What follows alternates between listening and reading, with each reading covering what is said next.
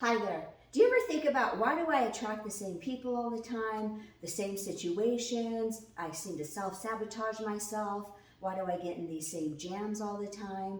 What is going on with this? Have you ever asked yourself those questions? I've pondered this many times over the years, and I'm going to share with you today some of the reasons behind why some of those outcomes happen.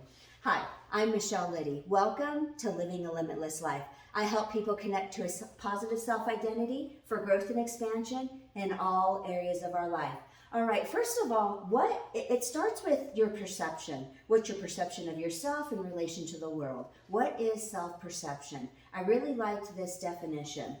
The view of a person has of themselves, the way they perceive their feelings and characteristics. It's tied to how you feel about yourself. So when I think about how is this tied to how I feel about myself, what are the main drivers driving us to perceive the world in a particular way?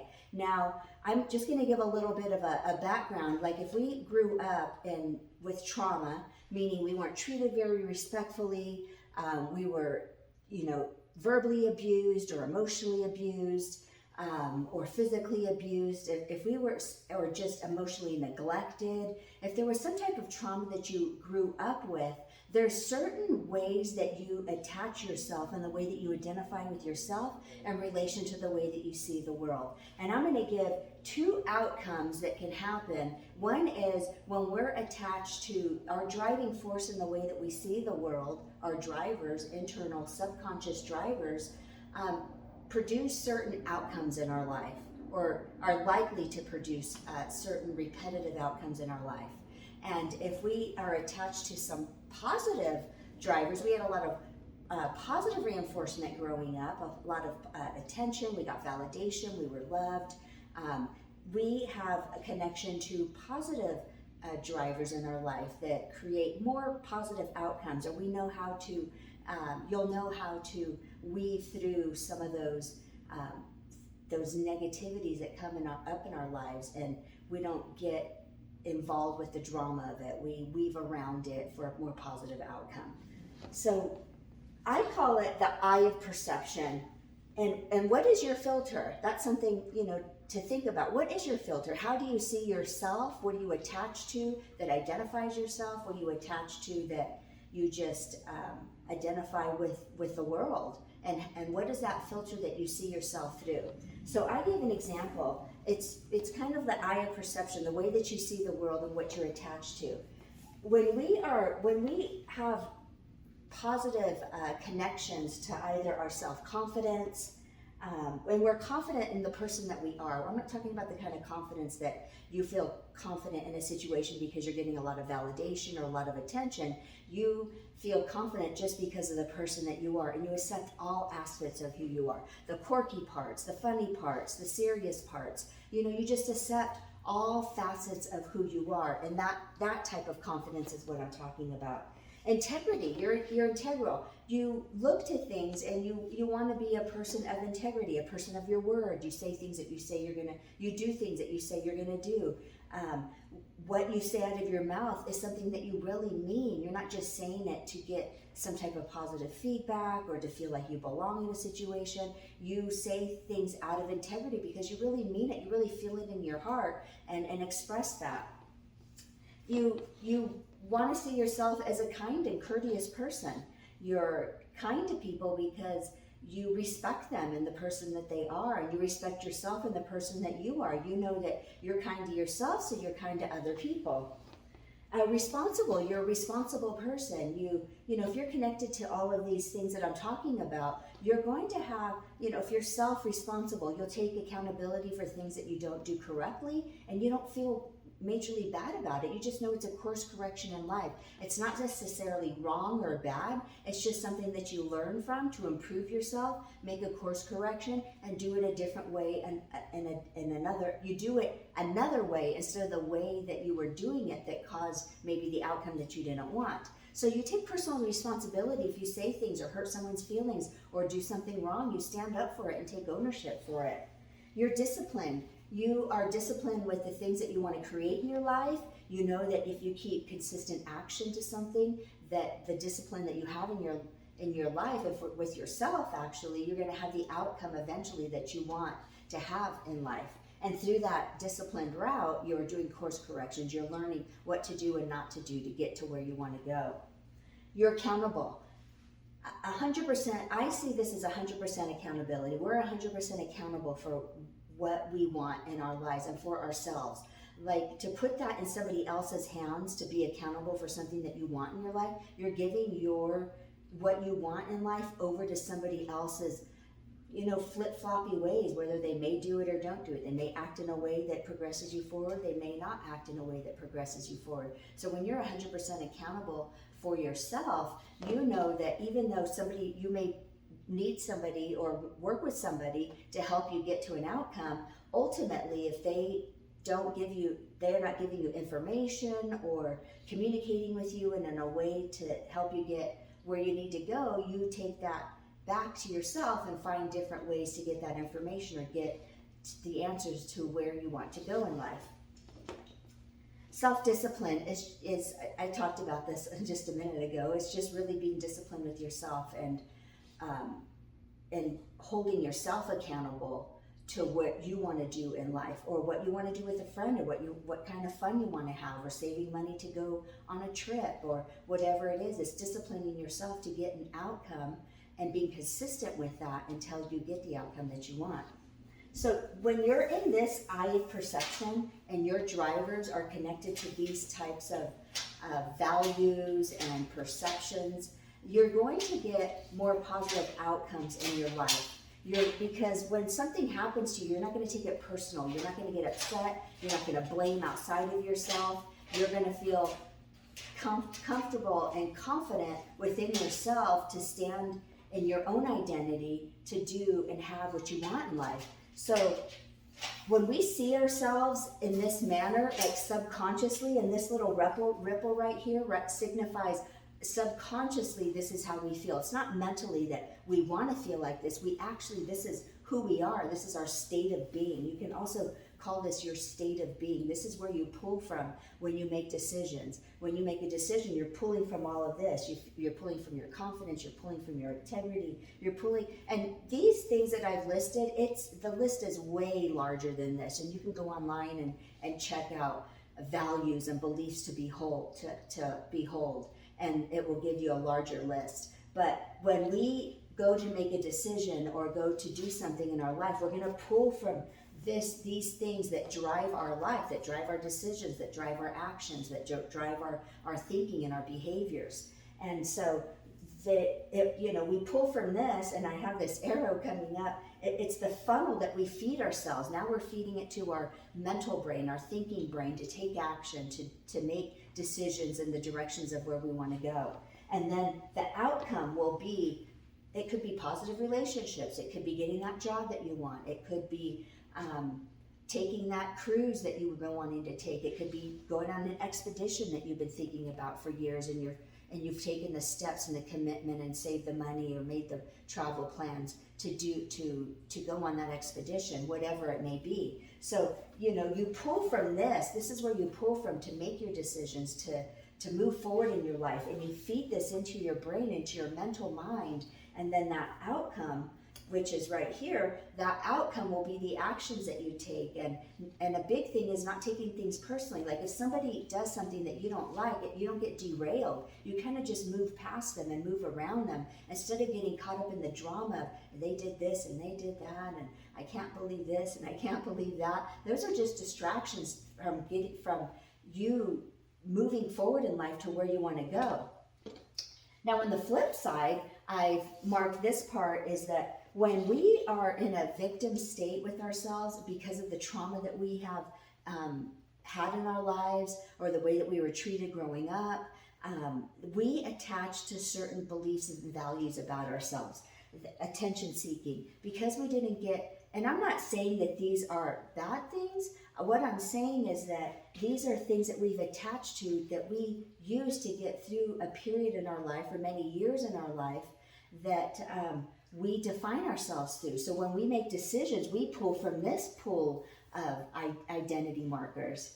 And it's like giving up on yourself. Like maybe something you want really badly, and you start taking the action to it, and it starts being a little difficult, and then you give up on yourself because it comes from not feeling worth it, not feeling good enough, because when you were growing up, you didn't have a cheerleader for you, such as your mom or your dad or a sister or a teacher or somebody that wasn't rooting for you and saying, don't give up, you got it, you can make it. You didn't have any of that reinforcement, so you may give up because you just feel that you're not good enough and that you can make it happen for yourself. You make other people's opinions more important than your own. So you may have an opinion or a thought or an idea, but you abandon it when you let somebody else trump your own idea or thoughts or beliefs that you want for yourself.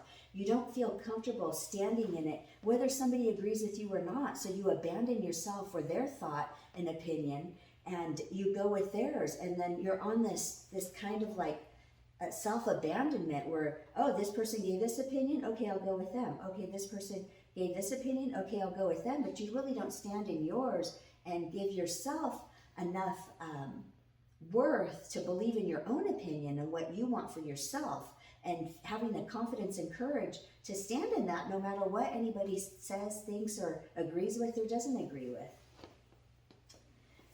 It's sometimes we stay from what we want in life because we feel small. We don't want to get in other people's way. We feel like doing what we want to do may be selfish, or it may get in somebody else's way, or it may cause too much of a limelight on ourselves. And that can be super scary if the limelight in your life, any limelight that you got on yourself, was due to, you would get criticized or judged or alienated or rejected. So to have any limelight, which can even be a thought, expressing a thought in a conversation, can be considered having the light on you. So that's why you may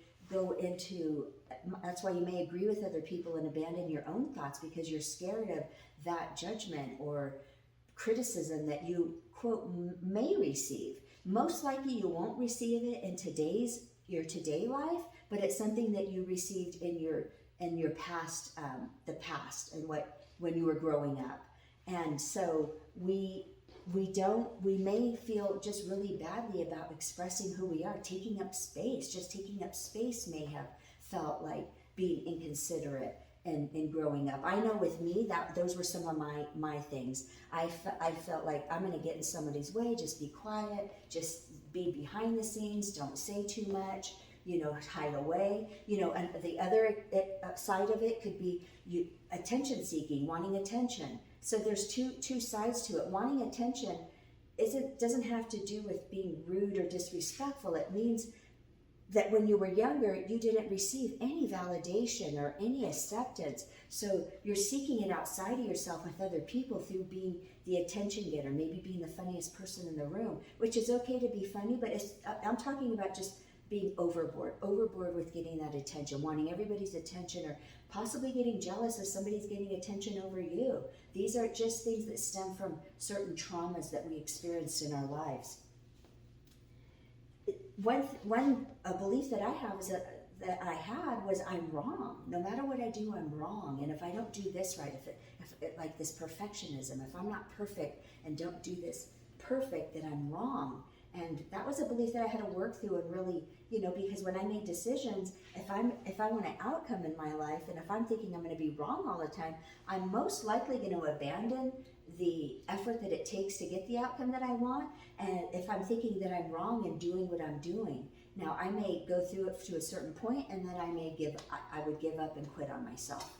So being dishonest. Now, I'm not talking about going out in life and saying, you're just a dishonest person. Sometimes dishonesty stems from being afraid to say the truth because you got in trouble for being truthful to yourself, or to being truthful to a situation. Maybe you went to go express yourself in a certain way, and you went to tell the truth and you got in trouble for it. Maybe you got in trouble for being you, which was a part of being truth, like showing the truth of who you are, and you got dismissed or discounted or ridiculed. So there was a form of dishonesty that may have formed because dishonesty got you accepted, like abandoning yourself, or maybe not totally telling the truth, because telling the truth may have been not respected or accepted. Now, these are things that we, in our today world, we want to be honest and tell the truth and not be worried if somebody likes it or not. But when we were younger, telling the truth may have gotten us in trouble, or and it may have really been bad ramifications for yourself if you told the truth. And so there was, twists about the honesty part. So you saved your own mental, your own emotional world.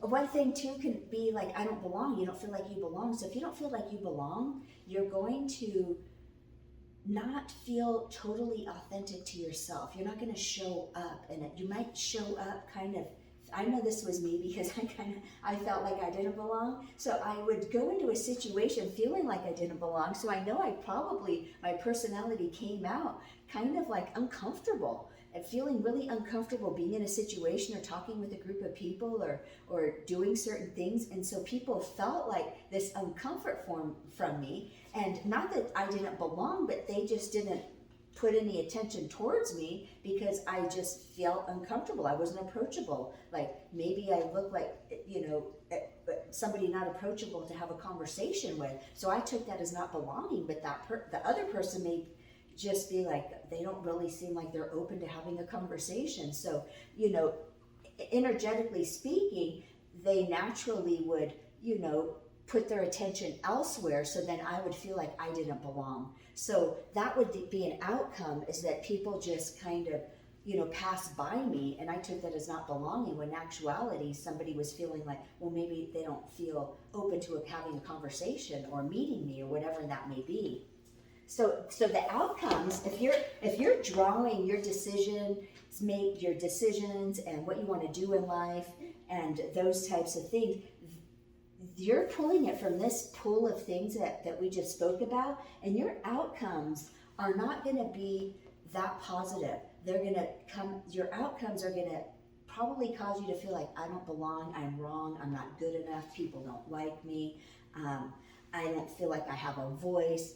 When I speak, people don't listen to me. There could be all kinds of outcomes. So some of the outcomes could be, I don't really have a lot of friends, I don't really have a lot of positive relationships, or at some point in time, my friendships don't go well, I lose friends, or at some point my relationships don't go well, whether it's with with the opposite sex or whatever that relationship is. The outcomes aren't very good. So if we're pulling from these types, if these are the main drivers in how we are identifying with ourselves, our outcomes aren't going to be majorly positive. But if our drivers are coming from, we feel good about ourselves, we have good values that we pull from, and this is subconsciously. When we make a decision, we just make a decision, but it's pulling from all of this subconscious feeling, these meanings that we have about the world. If we're in a positive, if we're pulling from positive states, the meaning that we give the world is that it's for me. Things work out in my favor. I meet the people that I want to meet that are right for me. I have great relationships. I have a great personal relationship, meeting with a spouse or a partner. I have great friends. So you just go into situations knowing that things work in your favor. If you have this perspective and you're pulling from these values or beliefs, you're going to walk into situations feeling like that situations don't go my way, I don't belong, people don't like me, whatever that may be, and then your outcomes are you're going to feel isolated and lonely. So with the how-to on turning this around is first recognizing, being aware of what is the undercurrent of what you're pulling from to look at life through. How are you seeing life through? What is the filter that you're seeing life through? Is it this filter, or is it more of a positive filter? And it can be a mixture, and it can change depending on the situation. You can pull from a very positive filter if you're in a work situation, but then your relationships pull from a very negative filter. Or you can have really great relationships and you pull from a positive filter, and then in work, it just seems like things just don't go well because we may have identified with ourselves in positive ways in a work situation or a sports situation, but then there may have not been positive interactions or positive buildup with relationships or other situations. So the way to do it, one is be self-aware, be aware. Where is my filter? When things aren't going your way, what filter are you pulling from? How are you identifying with yourself in this situation? I'm not good, I'm not worthy, or I'm worth it. I can totally do this. I know that I have this belief in myself. And then the second thing is to pull out of this negative filter is question these things. Is this true? Am I wrong all the time? Or am I just over exaggerating and saying that I'm wrong in every situation? Or is it a few situations? Challenge the story behind that you feel that you're wrong. Challenge the story of, why do I seek attention? Like, I feel like I seek attention a little bit overboard. Yeah, I'm kind of seeing that now. Like, you may have not even seen it before at all, and now you're like, I'm open to seeing what this is about. Why am I attracting or wanting so much attention? What is this stemming from? What is the story behind it? What am I not giving to myself? What did I not get growing up that I need to give to myself? And start questioning the validity of these underlining subconscious beliefs or values that you're holding on to that give you these outcomes. And then you start slowly developing a list of what kind of outcome do I want, and to have that outcome, what beliefs do I need to believe about myself? What values do I need to behold? How can I start changing these into a more positive direction to get the outcome that I want? And if you go, you kind of look from the end in mind sometimes, looking, what is that outcome that I want, and what are the beliefs that I have that I need to behold in order to have that outcome? What are the values? What are the steps that I need to take? What is the persistence that I need to have within myself to have that outcome that I want? I know sometimes when I would get stuck in a situation and I would start feeling like, I'm not good enough. And then I would be like, oh, I'm not good enough, and then I'm a horrible person. That would lead to this spiraling, downward spiral towards, it could be like towards self-hatred, and I'm not good enough, and rejecting myself. And now I catch myself, if I'm feeling like somebody hurt my feelings, but internally I'm feeling like, God, that really hurt me. And then I go, okay, I have a choice right now to choose. Either I'm going to go down that downward spiral and start like hating on myself and discounting myself, or I'm going to turn this around and spin it up and go into this frame of mind and going, okay, that hurt me. Why did it hurt me? There's something that is really bothering me. Okay, Michelle, you're okay. Everything is fine. Okay, why did this hurt me? Okay, I took it a little too personal. I'm letting this person identify me instead of me identifying myself, and then start spinning that upwards and start having that self-talk that spins me upwards instead of downward. But I catch myself now and I go, I already know what that downward spiral is all about, and I don't feel good at the end. But when I turn it around and start spinning it upwards, now taking responsibility, of course, if I did something in the situation, but if somebody triggered something in me, then I take responsibility for that and then turn it around and start seeing myself in a new light. So that was a little bit about perceiving ourselves and how we perceive ourselves. What is the drivers? What are the perceptions that we're pulling from about ourselves that give the outcomes that we have in our lives? So just a little thought to think about this, and you can pull out a paper and kind of write down what are some of your subconscious beliefs that you have, and what are some of the outcomes that you're getting that you don't want to get, and then change that around by challenging those subconscious beliefs or values that you have about yourself to get the outcomes that you want. Awesome. So I'm so glad that you're here with me today. Thank you for letting me share this with you today. And if you like what I have to say, stay tuned for the next video. Thanks a lot. Bye.